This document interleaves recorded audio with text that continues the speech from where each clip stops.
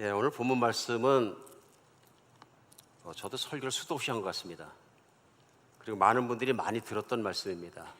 그래서 탕자의 비유 해갖고 너무 잘 아는 말씀이고, 탕자의 비유 때문에 구원받고 오늘도 예수 믿는 분도 많이 계신 줄 믿습니다. 그만큼 유명한 말씀이고 그만큼 잘 아는 말씀입니다. 웬만한 사람들은 주일 학교 때부터 익히 잘 알고 있습니다. 그러니까 이 말씀 속에 나오는 탕자에 대해서도 아버지에 대해서도 그 스토리는 앞으로 확연합니다. 근데 오늘 말씀을 우리가 같이 받으면서 이 말씀이 누가복음 15장에서 시작되는데 그 15장 첫머리부터 좀 생각을 했으면 좋겠습니다. 누구에게 말씀하셨냐 하면요, 제일 먼저 15장 1절에 보면 세리와 죄인들에게 말씀하셨다. 세리와 죄인들이 예수님 앞으로 다가옵니다. 그러자 2절에 보면은 그것을 보고 그것을 비난하는 사람들이 또 있었습니다. 그래서 15장 2절에 보면 세리와 죄인들과 함께 그들을 또 오는 것을 반기는 예수 그리스도를 또 비난하는 사람들이 있었는데 누구냐 하면 바리새인과 서기관들입니다. 그들이 수군거렸다 얘기합니다. 그러면서 그 수군거린 내용이 뭐냐, 이 사람이 죄인을 영접하고 음식을 같이 먹는다 해서 이 사람이 옳지 않다, 예수님은 얘기하는 겁니다. 이렇게 판단한 사람들이 있었는데 그 사람이 누구냐면 바리새인과 서기관들이었다. 소위 유대인으로서 신앙생활 열심히 하고 심지어는 서기관들은 그들의 회당을 섬기고 사람들을 가르치고 하는 입장에 있는 유대인들, 유대교의 리더들이었다 하는 얘기입니다.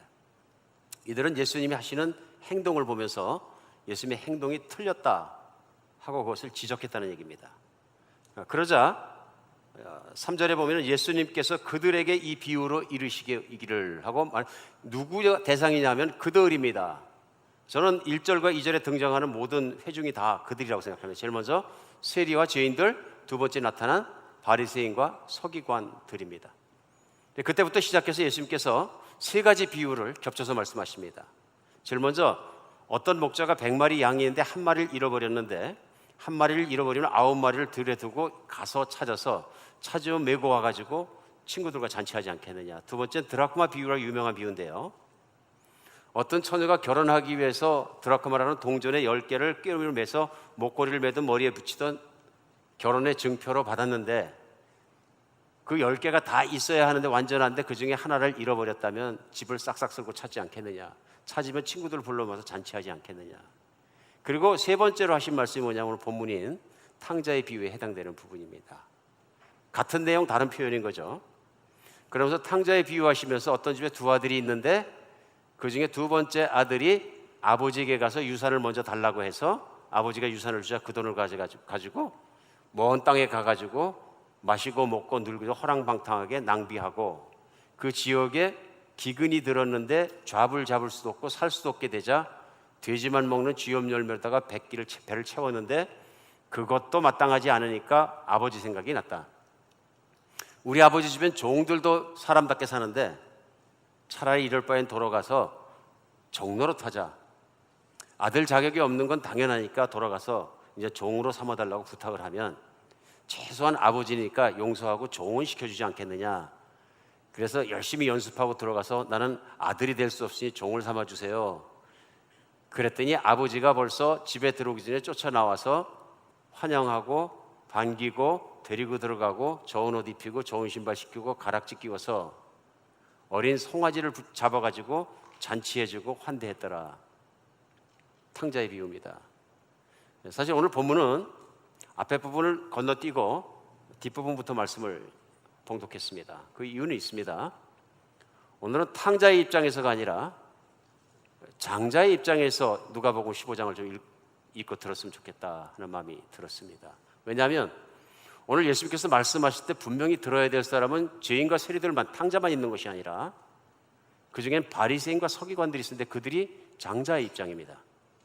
그래서 소위 신앙생활을 잘한다고 믿었던 그 사람들이 들어야 했던 복음이 있습니다. 이 복음이 들리는 자는 귀가 열린 사람은 살았고 들리지 않은 사람은 죽었습니다. 그러니까 하나님 말씀이 선포될 때 그게 귀가 열리고 들리느냐 깨달아지느냐 믿어지느냐 하는 것이 얼마나 중요한지 모릅니다. 그 결과는 어마어마한 차이를 불러옵니다. 한 가지 분명한 것이 있습니다. 오늘 장자가 들어야 될 복음을 뒷부분에 말씀해 주십니다. 근데 그것은 장자를 곧 서기관과 바리새인들을 사랑하셨기 때문에 전해주신 말씀입니다. 그들을 비꼬거나 욕하거나 그들을 비판하기 위해서 하신 말씀이 아니고요.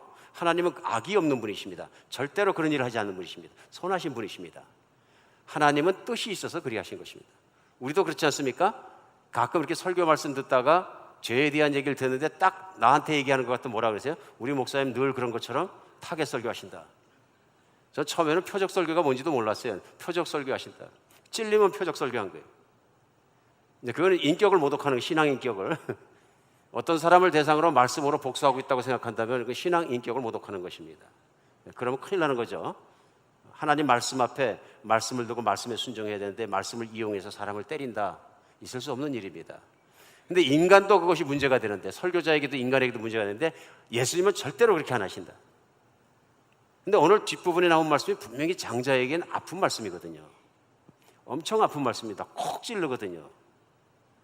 근데 콕 찔리는 그 말씀이 무엇이냐면요, 사랑했기 때문에 주시는 말씀입니다.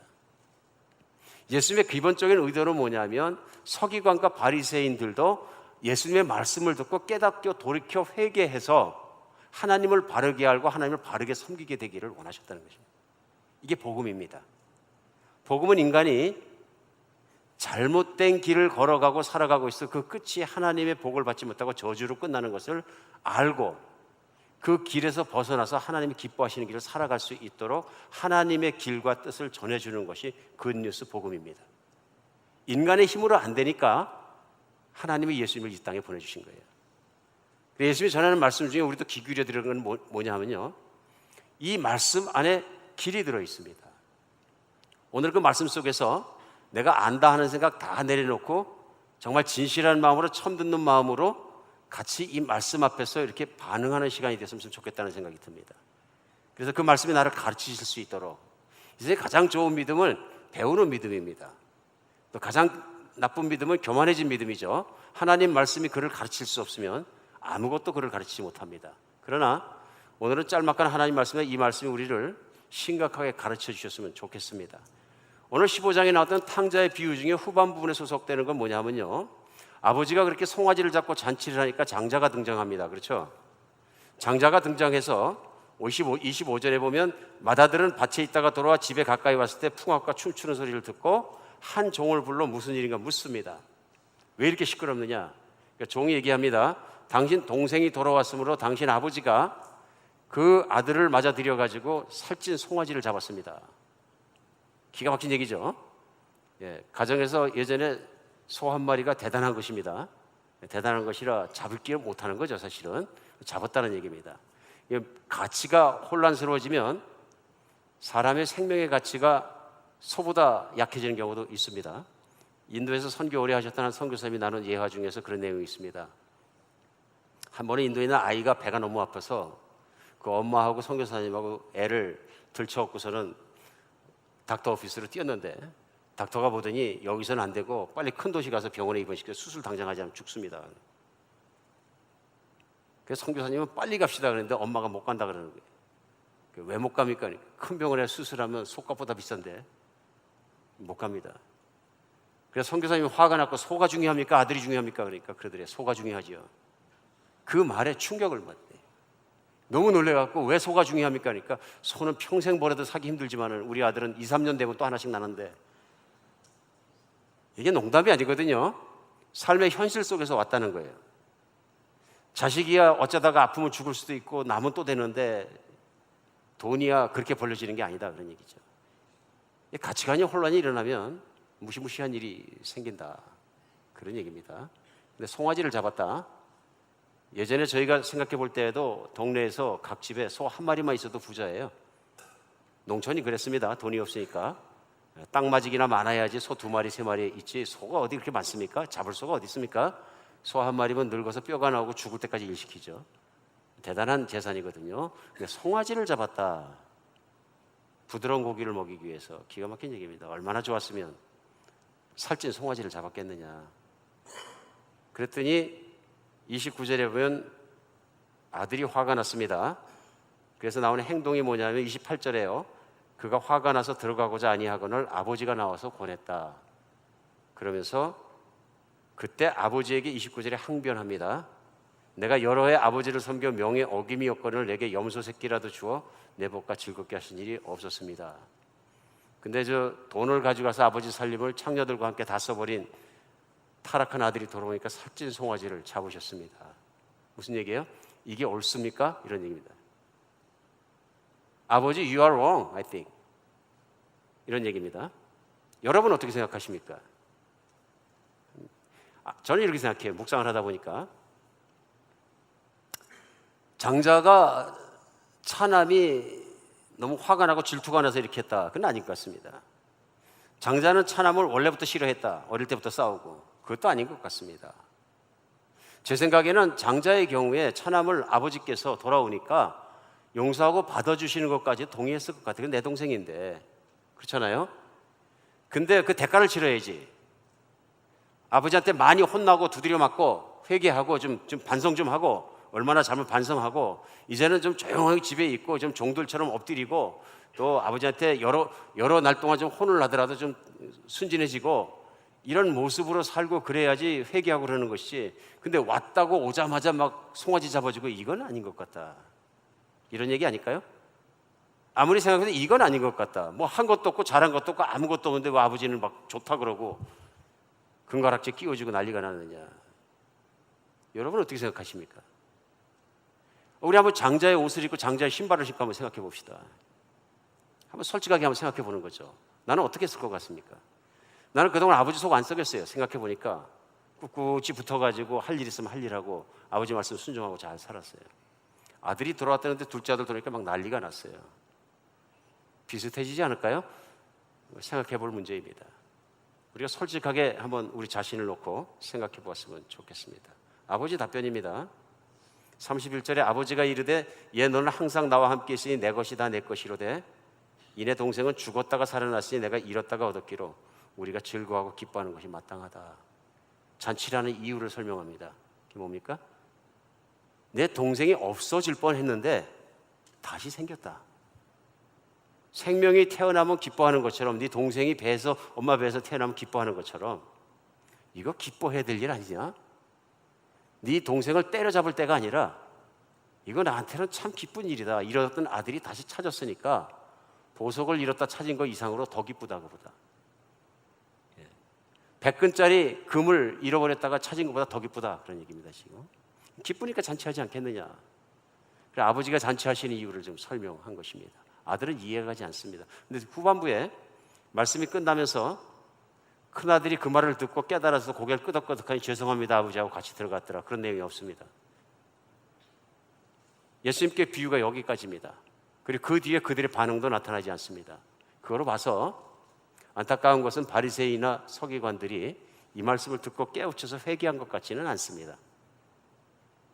그러나 예수님 시대 모든 바리새인과 서기관이 그랬던 것 같지는 않습니다. 물론 대다수의 사람들이 예수님을 십자가에 못 박게 하는데 가장 앞섰던 사람들이 그 사람들입니다.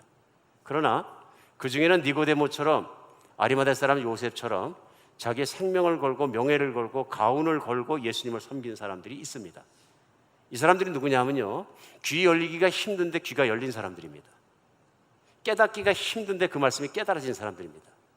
죄인과 세리나 처지가 억울하고 처지가 힘들고 구원받을 수가 없고 그런 사람들은 오히려 구원받기가 쉽다고 예수님도 말씀하셨습니다. 왜냐하면 자기 자신의 처지가 그렇기 때문에요. 누군가의 도움이 필요하고 난 의롭지도 못하는 걸 알고 있기 때문에 쉽다. 진짜 어려운 사람들은 누구냐 하면요, 스스로 의롭다고 생각했던 잘 믿었던 사람들입니다. 근데 이 사람들 안에 왜 이렇게 하나님을 진정으로 믿기가 힘들었던 것일까요? 하는 것을 오늘 한번 생각해 보았으면 좋겠습니다.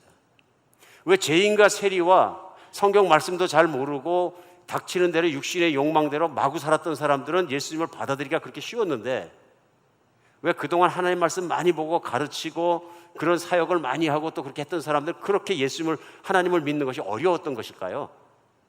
우리 한번 생각해 보아야 할 것 같습니다. 이들에게 물어보면 뭐라고 생각하겠습니까? 아니라 우린 잘 믿는다 그러는 거죠, 끝까지. 근데 예수님 말씀 뭐야? 아니라 잘못 믿는다 그러시는 거예요. 그러니까 무엇을 잘못 믿는 거예요? 그 가름이 뭡니까?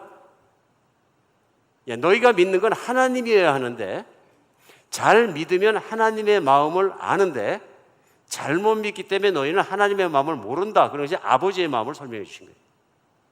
오늘의 핵심의 기준은 무엇이냐면요, 아버지의 마음입니다. 아버지가 어떤 분이냐 하는 것입니다. 예수님이 이 땅에 오실 때 분명한 목적을 가지고 오셨습니까? 왜 오셨을까요? 자신을 알리러 오신 것이 아니라 아버지가 어떤 분이신지를 세상의 한복판에 알리러 오셨습니다. 왜 그러셨을까요? 세상이 아버지가 어떤 분이신지를 모르기 때문에 예수님께서 인간으로 오셔서 인간으로 살아가면서 아버지가 어떤 분이신가를 실제로 몸으로 보여주시고 말씀으로 전파하셨다는 것입니다. 그래, 오늘 말씀 속에서 우리가 찾아야 되는 것은 하나님은 어떤 분이시냐 하는 것입니다. 탕자도 주연이 아니고요, 장자도 초점을 받는 것이 아니라 중요한 것은 예수님께서 전하신 메시지를 통해 하나님이 어떤 분이시냐 하는 것을 분명히 깨닫고 믿고 또 그분을 사랑하게 되는 것입니다. 오늘 장자가 아버지의 마음을 이해하지 못하는 가장 큰 이유는 뭘까요? 자기 중심적으로 생각합니다. 그렇죠? 자기가 생각할 때는 아버지의 생각과 행동이 reasonable하지 않은 거예요. 세상에 생각을 해봐라 그러고 따지는 거예요. 지금 나는 아버지 말 잘 듣지요, 속썩인 적 없지요, 모든 걸 잘하는데 아버지 내 친구들하고 잔치하라고 염소라도 한 마리 잡아주신 적 있습니까? 이런 얘기 이해 가십니까? 뭐 아버지 친구들하고 잔치할게 염소 좀 잡아주세요 그런 적은 없었겠죠. 그런데 오늘 말씀을 가만히 듣고 보면 여러분, 만약 장자가 내 친구인데 그 친구가 찾아와가지고 아버지 하는 행동을 막 비난했어요. 우리 아버지가 말이지 하면서 오늘 내용을 쭉 얘기했어요. 그러면 어떻게 생각하시겠습니까? 친구는 친구 편이죠. 야, 너희 아버지 편애하시는 것 같다. 평상시에도 늘 그렇게 내가 생각했다. 널 사랑하지 않으시는 것 같다. 아무리 봐도. 뭐 그렇게 생각하지 않겠습니까?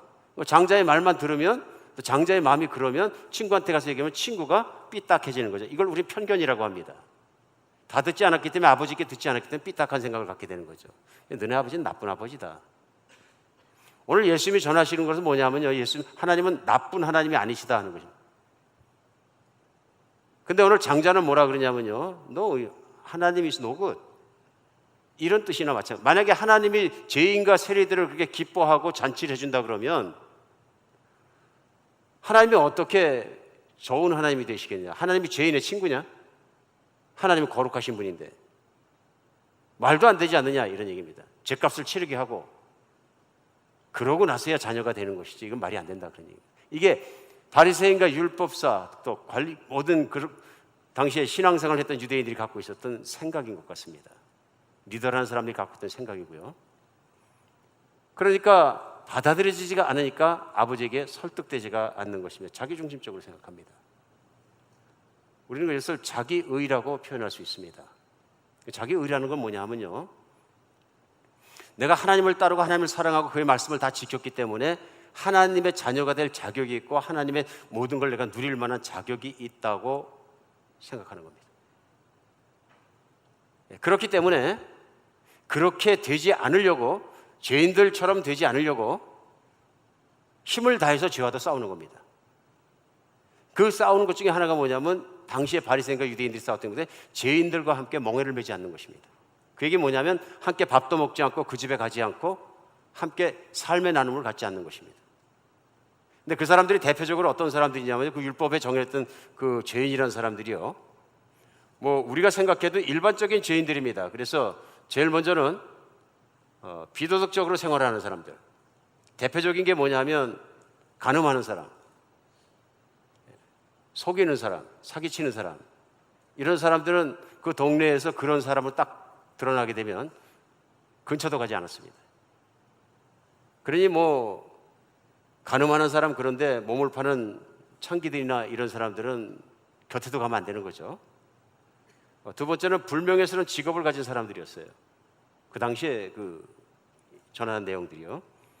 그 대표적인 직업이 뭐냐면 세금을 걷던 세리, 오늘도 세리 때문에 문제가 생겼는데요. 그 다음에 양을 치는 목자들, 장사로 되어 있는 행상인들, 동물의 가죽을 벗겨서 말리고 가공해서 파는 피역공들, 무두장이라고 가끔 나오는데요. 이런 사람들은 사체를 만지고 그러기 때문에 불결한 직업 자체가 더럽다, 이렇게 되었기 때문에 이런 사람들은 시민의 기본권을 잃어버렸습니다. 그게 뭐냐면 공직퇴임권, 소위 공직자가 되는 길하고, 그 다음에 법정 증언권이 박탈되었습니다. 이런 사람이 아무리 억울한 일을 당해도 법정에 가서 항변하고 무슨 얘기를 해도 그 사람의 말은 듣지 않습니다. 고소할 고소의 능력도 없고 법의 통치를 받을 수 없는 사람들. 왜냐하면 하나님의 법을 이미 이탈했기 때문에 그들은 하나님의 법에 따라서 공평한 판결을 받을 자격이 없다고 이미 정지해버린 것입니다. 그런데 오늘 예수님께서 죄인인 것이 자명한 사람들이 찾아왔는데 밥을 같이 먹고 환영하고 사랑하고 영접하고 하는 모습이 바리새인과 서기관들 볼 때는 어떻게 보이냐면 이건 아니다. 아무리 하늘에서 온 선생님이라도 기적을 많이 베풀어 주셔도 이거는 아니다. 이건 있을 수가 없는 일이다. 하나님은 거룩하신데 이건 아니라 한 것입니다. 자기 의가 그런 것이죠. 유대인들이 하나님을 섬기고 믿고 살아가면서 자기들은 죄인과 다르다고 생각을 하니까 무엇이 생겼냐면요, 나는 받아들여질 만하기 때문에 하나님이 받아들여 주신다. 그 생각에 팽배하게 들어있다. 나는 이스라엘 출신이고 율법을 지키고 나는 죄인과 다르게 살고 있고 그들과 동화되지 않는다. 우리 그리스도인들도 자신도 모르게 살아가다 이렇게 자기나 자기중심주의에 빠질 경우가 많이 있습니다. 그런 것 같습니다. 그렇죠? 교회 생활하다 보면 특별히 그런 게 많습니다. 언제 그렇습니까? 네, 교회 생활 좀 오래 하면 그런 것 같습니다. 오래 하면. 교회 생활 오래 하다 보면 첫 해에는 그런 거 몰라갖고 찬양 드리면 언제 일어서야 되는지 언제 앉아야 되는지 뭐 눈치 보고 막 따라하다가 따라하기 신앙생활이 그다음부터 보면은 찬양 부르는 것도 익숙해지고 박자 음정도 안 틀리고 웬만한 찬양 외워서 다 부르게 되고 1년만 지나도 이제 언제 앉아야 되는지 언제 일어서야 되는지 기도는 어떻게 해야 되는지 조금 더 지나가면 또 말씀없이 좋은 분들은 기도 뭐 유창하게 할 수도 있습니다. 대표 기도하는 거 듣고 이렇게 알면은 또 앞에 세워주지 않아서 그렇지 세우기만 하면 내가 멋지게 할 수 있다. 어릴 때부터 웅변한 사람들은 금방 할 수 있어요. 설교도 하라면 하겠다. 자기 안에 있는 은사가 있으면 충분히 할 수 있죠. 늘 가르치거나 선생님 하거나 은사가 있거나 이런 사람들은 앞에 세워도 두려워 먹고 잘 할 수 있습니다. 이럭저럭 배우다 보니까 한 2년 지나가니까 뭐 집사하라 그래서 서리 집사도 하고 섬기라 그래서 섬기기도 하고 신앙을 행위로 배우는 겁니다. 교회에 다닌다, 섬긴다, 침례나 세례를 받는다, 또 쭉 하다 보니까 교회 열심히 섬기고 성실한 것 같으니까 교회에서 인정해줘서 직분도 받는다. 그러다가 안수 집사도 되고 심지어는 장로도 되고 심지어는 목사도 될 수 있다. 될 수 있다. 열심히 하니까. 이렇게 오래 했을 때 빠지는 게 뭐냐면요, 자기 의에 빠지게 됩니다. 그럼 뭐가 없느냐 하면요, 진심한 감사가 없습니다. 그렇겠죠? 진심한 감사도 없고 그런 것도 없는데 열심히 할 수 있습니다. 자기 열심인 거죠. 근데 한 가지 기대가 있습니다. 내가 더 열심을 내면 낼수록 내가 직분을 잘 섬기면 섬길수록 하나님은 나를 사랑하실 것이다. 그런 기대입니다. 그렇죠? 내가 또 그렇게 배웠고 신앙의 선배들이 하는 모습에 그렇고 내가 어떤 직분을 열심히 하는 것과 안 하는 것과 내가 열심히 했기 때문에 하나님은 나를 더 인정하시고 더 사랑하실 것이다. 고마워할 것이다. 그 생각을 하게 되는 거죠. 또 교회는 남모르게 다 교회가 그렇지는 않습니다만 그것을 부추긴 경우도 없잖아 있습니다. 그리고 실제로 그렇게 가르쳤기 때문에 하나님을 그렇게 해서 더 열심히 섬기면 더 사랑받고 더 기뻐하시고 더 심지어는 보상을 주신다. 더 길이 형통하게 해주시고 더 잘해주시고 자녀에게도 복 주신다 하고 가르치는 경우도 없잖아 있습니다. 그러니까 제가 좀 세월이 지나갔습니다만 지금 교회는 아닙니다만 교회를 섬길 때 타주하신 장로님이 말씀하신 것에 기급을 한 거예요. 그분이 하시는 사업이나 수입에 비해서 너무 큰 집을 사셔서 어마어마한 집을 사셔서 두 분이 사시는데 방이 막 6개인가 8개 있었는데 어휴, 이 큰 집 다 뭐 하십니까? 그랬더니 장로가 되면 이 정도는 살아야 본이 되는 겁니다. 그때까지 너무 끌렸어요. 그거하고 장로하고는 관계가 없거든요, 사실. 큰 집 사는 것과 장로는 전혀 관계가 없는데 신앙생활을 이렇게 배우시고 그런 교회에서 섬기신 거예요. 장로라면 돈도 많이 내고 장로라면 하나님 블레싱 받아 잘 살고 하는 근거가 있어야 된다는 것이죠. 그게 본이 된다는 것이죠. 이 위험한 사고방식이. 자기도 모르는 사이에 자리 잡아버려요. 신앙은 그런 것이 아니다. 직분을 하지 말라거나 뭐 그런 얘기가 아니고요. 내가 열심히 했기 때문에, 열심히 섬겼기 때문에 하나님은 나를 더 사랑하실 것이라는 게 있다면, 내가 열심히 안 할 때 나 저주받습니다. 그렇죠? 그리고 얼마나 열심히 해야지 내가 하나님의 인정받는지도 모릅니다. 기왕 열심히 할 바에 진짜로 흠 하나 없이 열심히 하든지, 그럼 나중에 넘어지거든요. 적당히 열심히 하시니까 어쩌면 불행하면 죽을 때까지도 모를 수 있다. 뭘 모르느냐? 하나님 은혜를 모릅니다. 저는 오늘 예수님이 전해 주시는 탕자와 장자의 비유, 이 비유의 핵심은 하나님 은혜를 아느냐 하는 것이라고 믿습니다. 은혜가 무엇이냐? 내가 열심히 하고 내가 의로워지려고 노력해서 내가 의로워진 것이 아니라 하나님께서 너를 용서한다 하신 것입니다. 너는 죄가 많고 너는 못 맞고 너는 정말 연약하고 너는 아무것도 아니지만 내가 너를 용서하고 내가 너를 자녀로 삼아주겠다. 이게 은혜입니다. 오늘 복음과 예수님이 전하시는 메시지는 이것입니다. 하나님은 죄인을 사랑하신다. 왜요? 하나님이 사랑하시기 때문에 자녀니까 사랑한다입니다.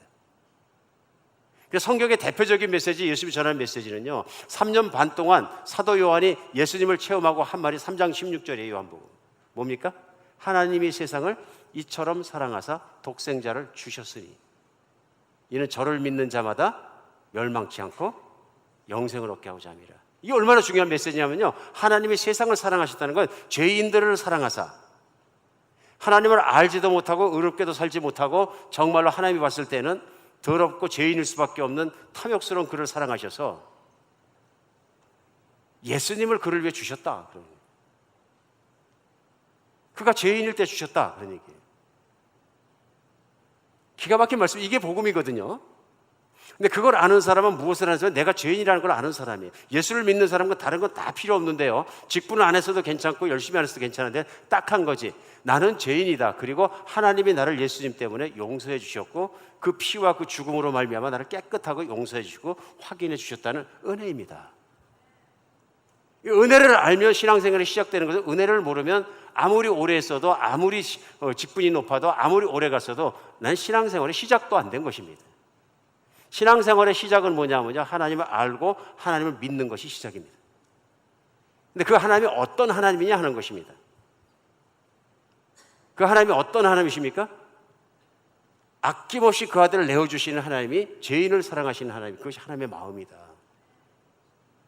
오늘 바리새인과 서기관은 가장 큰 문제가 하나님의 마음을 모르는 사람들이에요. 하나님의 마음이 어떤 분이신지, 얼마나 답답하셨으면 아들을 보내신 거죠. 오늘 하나님의 마음을 모르고 신앙생활하면 어떻게 되느냐면요, 그 다음에는 보상심리라는 것이 사람을 괴롭힌다. 보상심리가 뭡니까? 내가 하나님께 대해드린 대로 나도 하나님께 잘해줄 것이다 하는 기대입니다.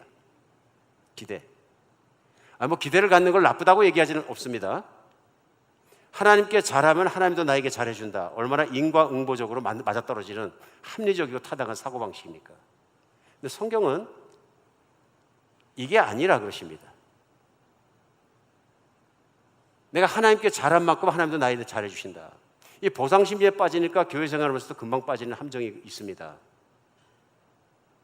내가 열심히 교회 나오고 새벽 기도도 나오고 기도 열심히 하고 헌금 생활 열심히 하면 하나님께서 내 사업에 복주셔서 부자가 되게 하시고 자녀도 잘 돼서 좋은 학교 가게 하시고 남편의 직장에서도 쑥쑥 올라가게 하시고 건강도 확인해 주시고 이런 것들이 일어나야 돼. 이것이 평탄케 되는 것이, 이것이 형통한 것이라고 믿어버리는 거예요. 근데 문제는 뭐냐면 현실이 반대로 갈 때가 있는 거예요. 있습니까? 이때 이제 이해가 잘 안 가는 겁니다. 이렇게 되면 어떻게 됩니까? 우리 하나님 원망합니다. 오늘 장자가 아버지께 와서 하는 것이 뭐냐면요, 화나고 따지는 겁니다. Are you sure this is right? 이게 옳은 일입니까? 아들이 잘못했는데 와가지고 환영하고 이게 옳은 일입니까? 나한테 뭘 잘해 주신 게 뭐 있습니까? 이 보상심입니다. 저한테 뭘 해주셨습니까? 뭘 해주셨습니까? 제가 교회 생활 열심히 했는데 새벽 기도도 했는데 열심히 하고 금식 기도 했는데 하나님 저에게 뭐 해주셨습니까? 우리가 힘든 일을 당할 때, 고난을 당할 때, 아픈 일을 당할 때 당하게 되면 첫 번째, 하나님 why me? 왜 이러십니까? What's wrong with me? 그렇죠. 보상심리입니다. 신앙생활은 보상을 기대하고 하는 것이 아닙니다. 그리고 때때로 결혼생활이 똑같은 것 같습니다. 결혼을 왜 했느냐 그러면 보상을 바라고 결혼했다 그러면 할 말 없습니다. 보상을 받으셔야 됩니다. 그 가정은 보상을 안 받으면 반드시 불행합니다. 끝까지 기대만큼 채워줘야 합니다. 서로가. 결혼을 왜 했느냐? 사랑하니까 했습니다. 그건 맞습니다. 사랑 안에서 연합이라는 것은 보상을 바라지 않는 것을 포함합니다. 근데 기대는 이따만큼 있는데 그게 어떻게 연합이 되겠습니까? 안 됩니다. 각자 동상이몽으로 다른 생각하고 누웠는데 어떻게 부부가 한 침대에 있다고 하나가 되는 것이 아니라는 얘기죠. 오늘 보상 심리를 가지고 기대하는 마음을 가지고는 안 된다. 종교는 무엇이냐 하면 자기가 바라는 것이 있어서 어떤 신에게 가서 나보다 능력이 더 크니까 신에게 원하는 것을 주고 내가 원하는 것을 가지고 오는 것입니다. 1000번전에 1000번 가서 기도하고 뭐 절을 하고 이렇게 해서 자기가 하는 소원 성취를 받는 것, 예전에 다 그런 거죠. 그러니까 예수님을 모를 때 우리 조상님들이 또 우리 어머니 아버지가 장독대 뒤에다 물 떠놓고, 저도 예전에 그거 본 적이 있는데요. 비나이다 비나이다 신령 있게 비나이다. 1000일을 막 나가서 무릎 꿇고 막 싹싹싹 척혀놓고 빕니다. 어떤 신인지 모르니까 냉수 떠놓고 하는 거예요. 뭘 좋아하는지 모르니까. 지성을 드리면 감천이라, 지성이면 하늘도 감동한다. 뇌리 속에 있지 않습니까? 이게 보상심리거든요. 근데 보상이 안 왔어요. 어떻게 됩니까? 뒤집어 엎어버리고 싶은 거죠. 오늘 아들의 심령, 장자의 심령이 보상이 깨어진 자의 아픔이 아닌가 싶습니다.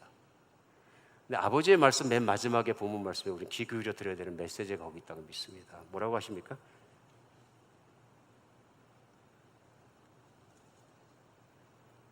(31절) 아버지가 이르되 예 너는 항상 나와 함께 있으니 내 것이다 내 것이로되. 뭐라 그랬어요? 내가 가진 것은 다 네 것이다. 염소 한 마리가 문제가 아니라 집에 있는 모든 것은 다 네 것이다. 내가 가진 것은 하나도 아끼지 않고 내가 너한테 다 줄 것이다. 너 부러운 게 뭐 있냐 그런 거예요. 나의 모든 마음이 다 너에게 열려서 다 주고 싶고 난 아끼고 싶은 게 아무것도 없다. 난 너를 그렇게 사랑한다는 사랑의 고백입니다. 나는 너를 나의 모든 것을 다 바쳐서 사랑한단다. 그럼 너 그 외에 가질 게 뭐냐? 우리 집에서 가질 건 나밖에 없다. 내가 다 가지고 있는데 내가 너를 다 주면 만족하지 않느냐? 32절 내 동생이 죽었다가 살아나신 내가 잃었다가 얻었기로 우리가 즐거워하고 기뻐하는 게 마땅하지 않냐? 내가 너도 그렇게 사랑하지만 내 동생도 그렇게 사랑하니 내 동생이 죽었다 살아왔으면 우리가 기뻐해야 되지 않겠니? 내 사랑에는 변화가 없다. 오늘 저는 묵상하면서 아주 요절이 있다고 생각합니다. 28절입니다. 장자가 살찐 송아지를 잡고 잔치한다는 얘기를 듣고 화가 나는데 28절에 보면 그가 노하여 들어가고자 아니합니다. 안 들어가니까 아버지의 반응입니다. 아버지가 다시 나오십니다. 그 뒤에 보면 아버지가 나와서 권했다. 오늘 본문 예화 속에 아버지는 2번 뛰어나오셔야 됐습니다. 한 번은 탕자가 돌아올 때 뛰어나가셨습니다. 기쁨에.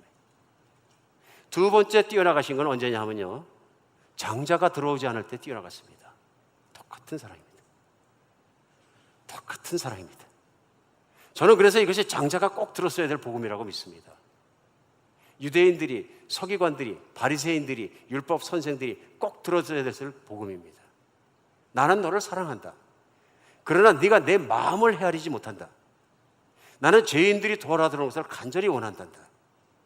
너희들은 죄인을 미워하고 죄인을 멀리하고 그것으로 끝났다고 생각했지만 너희는 내가 사랑하는 것만큼 죄인을 사랑하지 않았다는 게 메시지인 거죠. 너희는 내 마음을 모른다. 그리고 너도 네가 의롭기 때문에 사랑하는 것이 아니라 나는 네가 내 자식이기 때문에 사랑한다.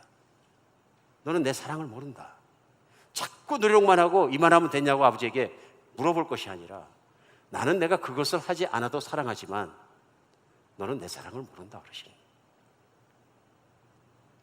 오늘 아버지가 뛰어나와서 권하신데 아들은 분명히 아버지에게 따집니다. 나에게 뭐 해주셨습니까? 기가 막힌 일입니다. 만약에 장자가 귀가 열리고 눈이 열리고 특별히 마음이 열려서 아버지를 잘 사는 사람, 아는 사람, 바른 신앙이었으면 어떻게 됐을까요? 오늘 장자가 이 마지막이 오고 탕자가 돌아오기 이전에 일어났어야 합니다. 어느 날인가 배낭 메고 나와서 아버지 앞에 와서 잠깐 다녀오겠습니다. 그러면 아버지가 물어보겠죠. 이제 너도 떠나려 그러냐? 유산이 필요하냐? 그럼 대답해야 합니다. 아닙니다, 아버지. 그 아이가 나가고 나서 아버지가 잠도 못 주무시고 늘 기다리시고 앉아 계신 모습이 너무너무 가슴 아파서 제가 못 견디겠습니다. 제가 나가서 걔를 찾아오겠습니다. 어디를 가든 제가 반드시 찾아오겠습니다. 아버지 기대하십시오. 그리고 제가 아버지 기쁘게 해드리겠습니다. 그리고 배낭을 메고 나갔어야 되는 것입니다. 그리고 동생을 찾았으면 손잡고 들어와서 아버지와 함께 기뻐했어야 되는 것입니다. 이게 정상적인 가정입니다. 하나님이 원하시는 가정입니다. 하나님이 원하시는 나라입니다. 하나님의 나라를, 하나님의 마음을 모을 때 부셨던 사람은 바로 바리새인과 서기관들이 부시게 된 것이 하나님의 마음을 바로 전달하지 못한 것입니다. 오늘 이것이 너무 중요합니다. 왜 중요하냐면요, 우리가 신앙생활하면서 자칫 잘못하면 왕왕 하나님의 나라를 부셔버립니다. 내 자기의 때문에, 내 보상심리 때문에, 내가 잘못 알고 있는 신앙생활 때문에 하나님의 나라를 부시고 교회를 부시고 가정을 부십니다. 때때로 우리는 그런 거 모르고 살아갑니다. 그걸 파괴하고 있는 건 나 자신인데, 즉 가정의 융화를 깨트리고 있는 건 장자입니다. 그렇죠? 잔치를 어색하게 만든 건 장자입니다. 아무리 기뻤어도 누군가 뒤에서 막 화를 내고 막 그런 사람이 있으면 잔치가 기쁘지 않습니다. 아버지 마음을 근심하게 한 사람은 탕자가 아니라 장자가 됩니다. 오늘 환경 속에서 우리는 다시 한번 생각하게 됩니다. 오늘 이 말씀 속에서 우리 적용하겠습니다. 제일 먼저 우리도 하나님의 마음을 알고 은혜를 알고 인생을 사는 여러분과 제가 됐으면 좋겠습니다. 제가 목회를 한다고 목사가 되었다고 하나님 나를 조금 더 사랑하지 않으십니다. 저는 이제 알겠습니다. 목회를 열심히 해서 성공적인 목회를 한다고 더 사랑하지도 않으십니다. 어차피 하나님은 목숨 걸고 사랑하셨습니다. 그 사랑을 아는 것이, 십자가의 사랑을 아는 것이 은혜고요. 은혜를 깨달으면 깨달은 것만큼 하나님이 기쁘시게 하는 일을 해드리고 싶어 하는 것은 당연한 것입니다. 보상을 기대하기 때문에 그런 것이 아니라 갚아도 갚을 수 없는 것을 복음을 전함으로 또 이웃에게 전함으로 한번 해보는 것입니다. 끝까지. 이런 마음이 아니라면 나머지는 다 종교이고 자기일 뿐입니다. 하나님을 모르는 은혜를 모르는 것일 뿐입니다. 그런데 많이 알면서도 살다 보면 남들이 칭찬하면 으쓱해지는 거예요. 또 목회가 잘 안 되면 디프레스 되는 거예요. 잘 되건 못 되건 그것이 문제가 아니라 문제는 하나님의 나를 사랑하셨다는 그것을 깨달은 복음 안에, 은혜 안에 살아가는 것이 더 중요한데도 때때로 놓친다는 것입니다. 정말 그렇습니다. 목회자만 그런 것은 아닌 것 같습니다. 많은 우리가 신앙생활하면서 은혜를 잃어버리고 살 때가 진짜 많습니다. 내가 은혜를 많이 받았기 때문에 이미 구원받았다는 것만으로도 하나님께서 너를 위해서 내가 아낀 것이 뭐냐, 내 아들까지 내줬지 않느냐, 그런데도 그거 안 믿습니다. 그리고 자꾸 내 행위를 갖다 들이댑니다. 불안하니까 그럴지도 모르죠. 그건 아니라는 것입니다. 예수 그리스도 십자가는 하나님이 나를 얼마나 사랑하신지를 증명하시는 거죠. 뿐만 아니라 이제부터 내가 퍼포먼스하고 뭘 보여드릴 필요가 없는 게 내가 너를 그만큼 사랑한다고 확신을 주시는 것이 성령님이십니다. 그게 은혜인 거죠. 은혜가 받아들여지면 은혜 못 받은 사람들이 안타까워집니다. 저 은혜 못 받았고 저 사람 저 꼴 좀 봐라 이것이 아니고요. 은혜 못 받은 사람이 불쌍하고 안타까워, 특별히 안타까운 사람이 가족입니다. 맞습니까? 가족이 아무리 내 마음에 안 들어도 속을 쓰게도 가족이 미운 것이 아니라 안타깝습니다. 저를 가장 사랑하고 안타까워했던 분은 우리 어머니십니다. 하나님을 아시기 때문에, 은혜를 아시기 때문에 평생을 통곡하고 눈물로 사신 이유가 저 아들이, 저 멍청한 정말로 저 패역한 아들이 돌아서는 그날까지는 잠을 주무실 수가 없는 거예요. 미워하기 때문에 그런 것이 아니라 돌아서는 그날 위해서 기도하시게 되는 거죠. 우리 가족에게 가서 그렇게 복음을 전하는 여러분과 제가 됐으면 좋겠습니다. 가족에게 복음 전하는 걸 가장 막는 것은 가족일 경우가 많습니다. 특별히 그리스도인 가족일 경우가 많습니다. 왜 그렇습니까? 정죄하기 때문에 그럽니다. 가족 중에 복음을 모르는 사람들은 그렇습니다. 술도 취해서 맨날 들어오고 말도 막 할 수도 있고 미운 짓 골라서 할 수도 있습니다. 그러면 미워하는 것은 뭐냐면 믿지 않는 사람도 하는 일입니다. 그래서 그런 행위는 내가 싫어한다. 당신이 내 남편 자격이 있느냐? 당신이 내 아내 자격이 있느냐? 하지 말라는 쇼핑은 왜 그렇게 많이 하고 맨날 빚져놓고서는 이런 사람이 아내냐? 이건 아내도 아니다. 이혼하는 게 낫지 않느냐? 그건 세상 있는 사람도 다 하는 것입니다. 나 같은 죄인을 말도 안 되는 사랑하시는 하나님을 생각하면서 그 배우자를 참아주고 삐뚤어진 자녀를 참아주고 힘들게 하는 가족을 참아내는 것은 복음입니다. 은혜의 능력입니다. 은혜 없이는 섬기지 못하고 복음 전하지 못합니다. 은혜 못 받아서 저렇지. 진심으로 사랑하면서 그 사랑을 흘려내는 여러분 같이가 됐으면 좋겠습니다. 오늘 우리 자녀에게 복음 맞는 것이 많은 것 같습니다. 이세들과 얘기하다 보면 계속 얘기합니다. 부모가 상처를 너무 많이 준다. 부모에게 여쭤보면 나는 상처 준 거 없다 그럽니다. 이미 나서 열심히 일해가지고 밥 먹여 살린 거에 상처 준 것 없다. 자식은 얘기합니다. 나를 진심으로 사랑할 것 같지 않습니다. 부모는 얘기합니다. 말 안 해도 보지 내가 얼마나 진심으로 사랑한다고. 자녀들이 그렇게 말하는데 이유가 있습니다. 아버지가 하나님처럼 보이지 않는 겁니다. 어머니가 하나님의 사랑처럼 느껴지지 않는 겁니다. 하나님의 사랑은 조건도 없고 받아주고 용서도 해주시고 평안하게 잡아주시고 늘 내가 쉴 수 있는 곳이고 모든 것이 있어야 되는데 항상 나에게 베풀기보다는 자녀에게 행위대로 갚아주는 것, 요구하는 것이 강하고 정말로 우리 아버지 안에서 내가 우리 어머니 안에서 평안을 누리기가 힘들다고 생각하면 하나님을 느낄 수가 없는 겁니다. 내가 은혜 받았으면 자녀나 가족을 은혜로 대할 수 있는 여러분과 제가 됐으면 좋겠습니다. 복음의 통로가 열려야 복음이 들어갑니다. 가족은 나 때문에 괴로워하고 힘들어하고 있는지 모르는데 자꾸 예수만 믿으라 그러면 반대로 갑니다. 싫어집니다. 우리 정말로 가족을 그만큼 예수님처럼 사랑하는 여러분과 제가 됐으면 좋겠습니다. 예수님은 우리 아버지가 아파하시는 걸 보시다가 이제는 내가 보좌에 앉아있을 때도 아니고 보좌에 앉아있을 수도 없고 아버지의 마음을 기쁘시게 해드려서 사람으로 내려가야 되겠다. 이 땅에 오신 분이십니다. 다른 목적 없습니다. 아버지를 기쁘시게 하기 위해서 보좌를 버리시고 사람으로 오셨습니다. 왜요? 아버지가 사람 때문에 괴로워하시니까요. 아버지가 잃어버린 자녀들 때문에 아파하시니까 그것 하나 위해서 이 땅에 오셨습니다. 저는 성경 말씀을 읽으면 읽을수록 예수님이 이 땅에 오신 이유는 한 가지라고 생각합니다. 아버지를 기쁘게 해드리기 위해서 아픈 마음을 알았기 때문에. 오늘 탕자의 비유에는 갑자기 생각하신 것이 아니라 예수님의 마음이고 하나님 아버지이고 그것이 이 땅에 오신 예수님의 진심입니다. 우리 가족들도 그렇게 사랑했으면 좋겠습니다. 이웃에게 복음을 전하는 통로가 되십시다. 이제 인생을 살아가면서 남은 인생은 예수님이 그렇게 사신 것처럼 나도 하나님의 은혜를 전하는 통로가 되어야 되는데 내가 손과 발이 되어서 섬겨야 합니다. 예수님이 사랑해 주신 것처럼 우리도 사랑하고 섬겨야 합니다. 우리 한비적교 목장이 그런 곳입니다. 목장은 어떤 곳이냐면요, 사람들이 사는 세상의 한복판에 나가서 하나님의 사랑을 섬김을 통해서 보여주는 곳입니다. 이웃들을 초청해서 내가 당신을 사랑합니다 하는 것을, 그리고 하나님, 내가 사랑하는 이유는 내 안에 계신 하나님이 당신을 그렇게 사랑하십니다 하는 것을 보여주는 곳입니다.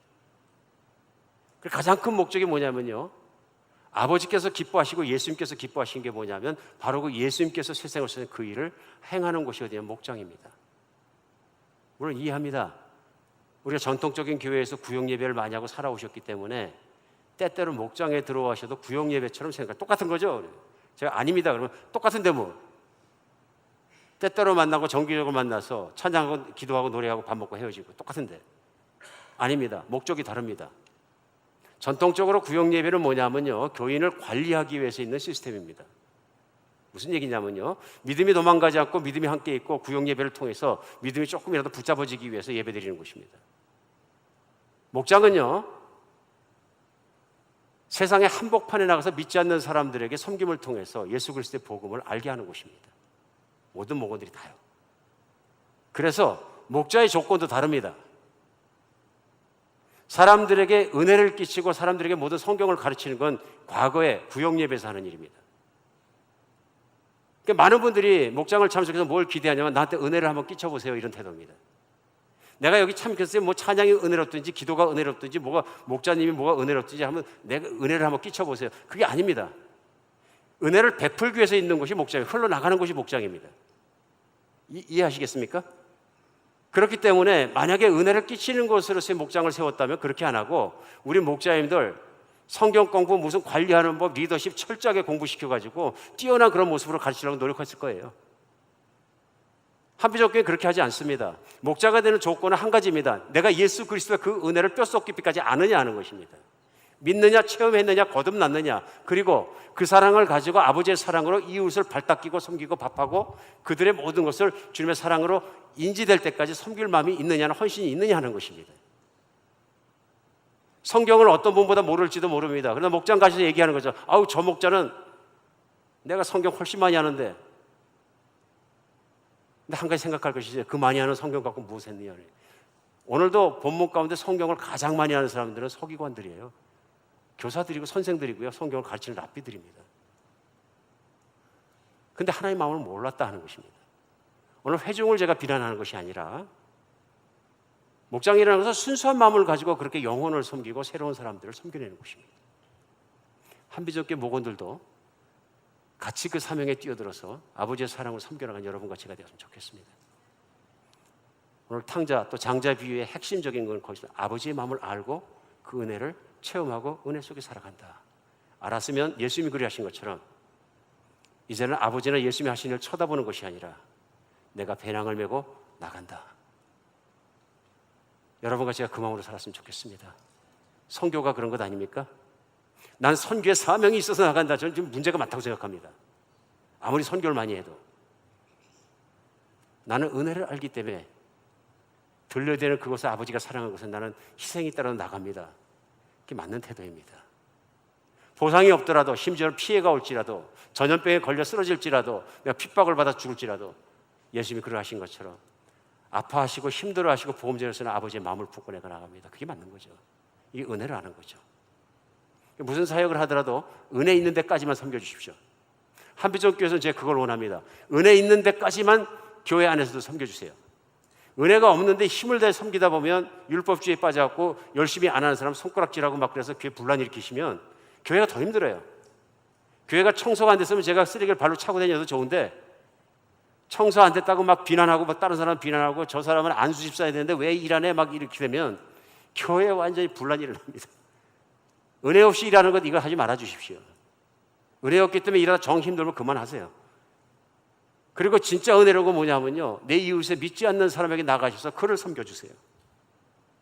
교회가 좀 불편하더라도 한비전교회 왜 이래? 뭐 돌아가는 게 하나도 없는 것 같아. 그런 얘기 하지 마시고 한비전교회 어떤 시스템의 조직을 뺑뺑이 돌리고 잘 크게 하고 잘 해서 그렇게 해서 지향하지 않습니다. 하나님의 은혜가 깨달아지고 믿어지고 알아지고 세상에 전파되는 것에 하나님의 통로가 되기 원하는 것이 한비전교회입니다. 복음의 통로가 되기를 목숨으로 간절히 원하는 것이지 교회가 시작할 때부터 다른 것이 아닙니다. 근데 많은 분들은 초점을 다르게 봅니다. 교회가 잘 돌아가고 뭘 하고 막 돌리자 그러는데 돌리면 뭐합니까? 어지럽기만 하지. 시끄럽기만 하고. 복음 속에 은혜 속에 살아간 여러분과 제가 되었으면 좋겠습니다. 오늘 말씀이 조금 길어 죄송합니다. 다음 주부터 좀 줄이겠습니다. 기도하겠습니다.